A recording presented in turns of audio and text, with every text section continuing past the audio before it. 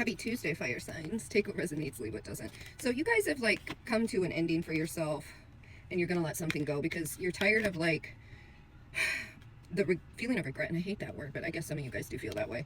And you're taking the responsibility on your part for the situation at hand, and because you're wanting to get back into balance, I'm hearing.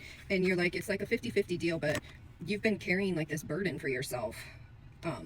All these, like some of you, I'm hearing years, from some sort of relationship is what I'm getting, and you're tired of the distraction it's giving you in your life, and you're like, I need to just let this go. I've carried it this long. It's taking up all this space in my head, and I need to like get rid of it out of my life. I just need to let this shit go, and you know, then I'll be able to get rid of everything like in my mind and in my personal space and in my living space, and I can let this debt of my life go, because you feel like you're carrying it as like a debt, which is, I guess some people look at it that way. You're like, because, you know, there's other situations that have come along in my life, but I've never been able to experience them because I'm still stuck back here in my past, which you can't live in your past because you do miss everything in the present. And you're starting to realize that. You're like, this situation came along and it had like all this passion, but I couldn't do anything with it because I was stuck. And you're like, I just couldn't go into this new union. I couldn't have the love offer. I couldn't have this companionship. And I'm just stuck.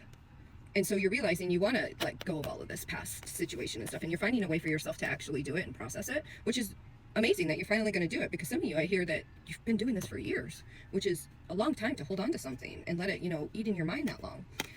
From what I'm getting from some of this, this is something that's been carried down to you and was like kind of like a learned behavior from like a father figure, and it's something you watched growing up.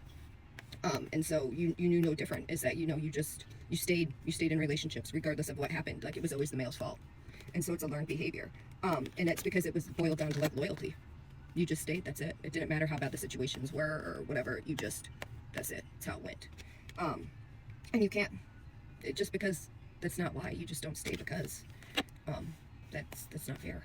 And you get stuck in your head about it and you can't seem to let it go.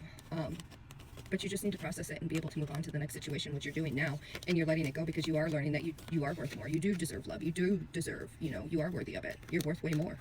The other person has moved on. They're happy.